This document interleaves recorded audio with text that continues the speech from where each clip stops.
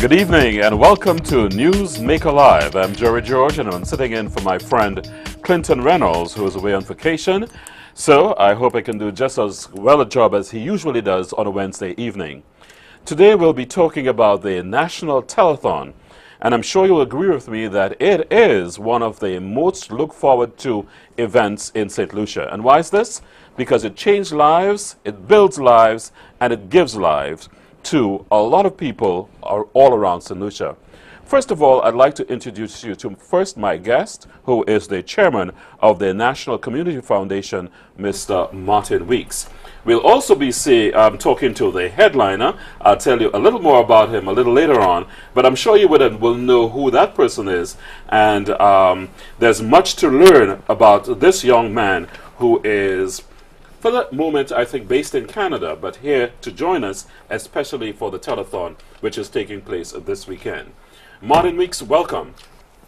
Thank you so very much, Jerry. Now, am I right in saying that the telethon is one of the major events on St. Lucia's calendar of events? Oh yeah, you're quite correct. And it is the major fundraising activity undertaken by the NCF, the National Community Foundation. You know, annually we use it as the best means to attract, you know, the funding that is so necessary for the sustenance of the programs. I think it's a giveaway to, you know, just by the name to indicate what the foundation does, but give us an insight as to what exactly does the foundation do? When we talk about community, what do we mean? Well, in the sense of community, in the sense of the NCF means the whole country really, because the major objective of the NCF is to grant, you know, funds to most needy people. It is actual, even in the essence of its conceptualization, you know, the foundation was created specifically for that. And a need was, you know, it got to the stage where those persons who were involved in the NIC at the time, you know, saw the need for bringing an organization together that would, you know, be able to manage the funds, you know, that were being given. I think the problem there was the fact that everybody kept asking for a little bit and a little bit of this to take care of those necessary needs, yes, both social and economical. So I think it was, well, it's the current minister of Commerce, who was the brainchild, who drove this whole initiative. And we're talking about Emma Hippolyte. Emma Hippolyte in 2002. In her wisdom, she saw the need for, you know, putting this organization together, to pool together the resources. It's true everybody was, you know, begging, and there was also the pool of people who give, you know, in their own way, charity to those less fortunate. Now, So I know you're just coming on as the chairman, but I'm sure you would have been involved in a lot of community types of activities, and surely you can speak to whether that mandate has been achieved at all by the NCF. Oh yes, without any doubt. You know, I think we celebrate 11 years this year of it, you know, since the concept. And of course, the record speaks for itself. If any organization has a tremendous track record of achievement and, you know, changing lives, as you mentioned in your opening statement, the NCF is, you know, the quintessential organization in that way. Now, let's cut to the chase. An organization like NCF needs money. Yeah. Basically, that's what it is. Because, yeah. I mean, so many needs that need to be taken care of under the NCF or under the rubric of the NCF. You're looking to raise $300,000 this year. Yeah. Now, is that all you'll be needing, or it's just $300 in addition to? In addition to. Okay. As a matter of fact, the major contributor to the organization is the National Insurance Corporation, who give us funds for the partially for the funding of the 7 areas of focus, which I can mention a little later. But there's a need for administration funds, you know, need for changing of equipment and all these other basic needs that all organizations need. And these funds are not to be used for that. So this is why every year we come out to ask for money, not only for the programs, but also for the administrative and to improve the operational efficiencies of the organization.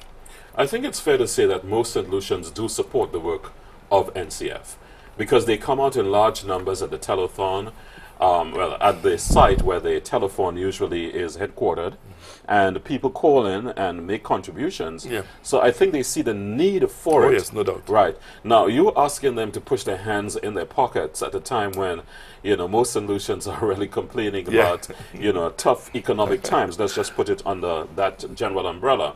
How hopeful are you that we're going to be moving from $250,000 last year to $300,000 this year? That's $50,000 more. Let's say it's a leap of faith, Okay. Jerry. But the ironical thing is that in times like this, it's true it becomes more difficult to give, but there's also a growing need. There are more people who are in need. So, like it cuts both ways. There's less there, but yet still the need for donor funds to meet, the needs of those who are in need has grown.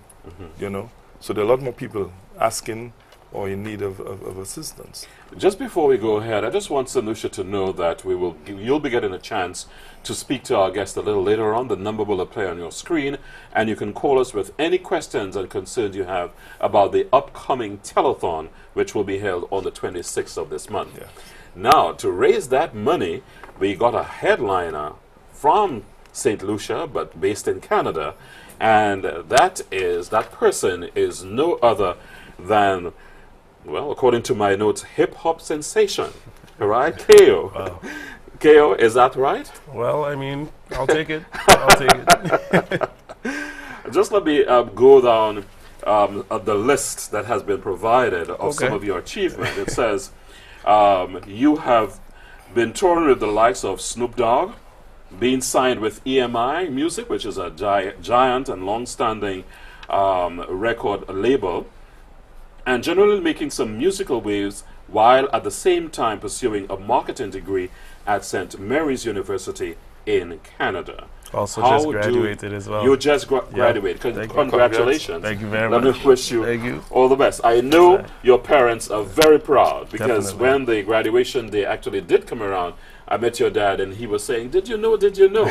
Right? So you must have been doing something very good, and it's nice to have you with her. Is that part of giving back to your community, the community that nurtured you? Essentially, yeah. It was a great opportunity that the NCF had given me to be able to come back and headline such an event. I couldn't have been happier to be chosen. It's like that to me. This is an honor and a blessing to be able to do this. Not only to come back to my homeland, but to also perform for my people and perform for such a good cause. Now, I know that music has always been part of you. I remember you, as a young guy, Yeah. and doing, your music. So it was kind of unusual to see you go into marketing. Was there a specific reason why you sort of moved away from music into marketing? Well, I mean, I just kind of really wanted to find a way in. And for me, I knew that school was a very important education. aspect. I Right. knew that was a very important aspect. And marketing just made sense to me because I understand that in the music industry, it's not just about the talent or the skill or the hard work that you put in, but also the business behind it. And essentially, you're a product, you're a brand that you are trying to market to the public. So I just although really in a wanted sense to- you ran away from music, the music ran after you, said, "Come back home." Yeah, Kayo. I never really ran away from it. It was all part of a bigger plan in my Okay, head, that's essentially. good. Right. So, just tell us, in terms of headlining, what does that mean? It means you have a very It's- long set. It means that it means you have to really put all your work and all your effort into putting on something that is undeniable, because these people have put their trust in you, and they've put their hard-earned money into coming to see you, along with all the other artists that are performing. But it means that there's a certain demand, and you have to make sure that you step up to the plate and meet that demand. Yeah. Now, I know, Kayo, you'll be getting calls because a lot of young St. Lucians look up to people like you, because you have made it, in a sense.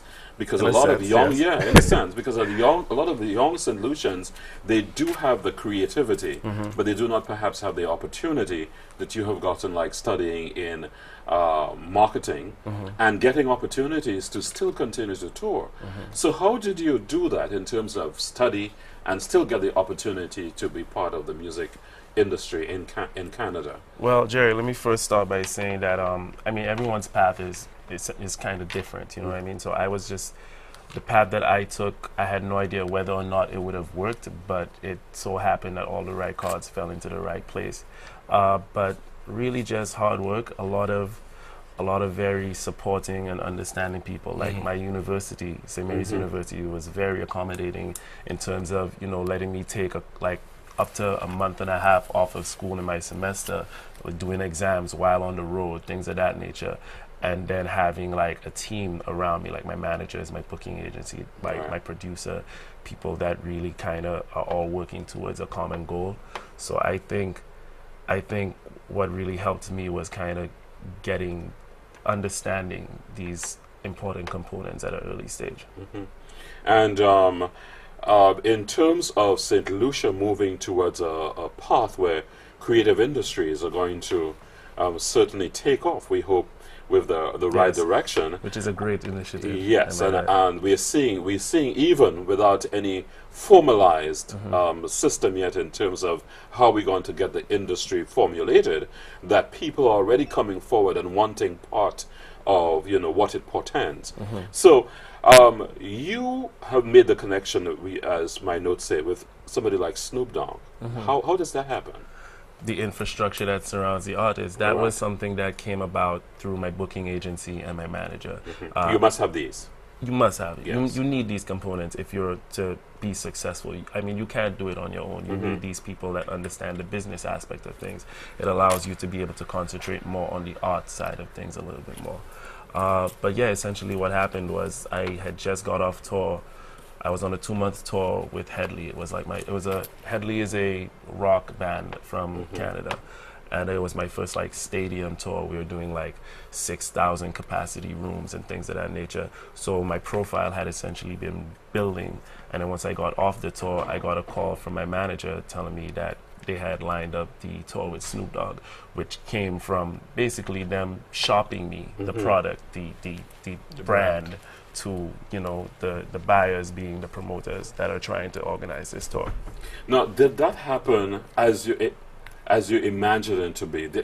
Should it have happened later rather than now? I know destiny has a part in all this, but in your mind, was that what you were thinking would have happened? In terms of the Snoop Dogg tour? Yes, right. Yeah, no, just the way the Headley, etc., etc. It's all kind of been, I would say, a natural progression. Okay. You know, everything. There was no moment in my career where I felt like I had catapulted to some sort of meteoric success. It was always a step-by-step thing, which is good in my opinion, because you really learn and grow from each experience.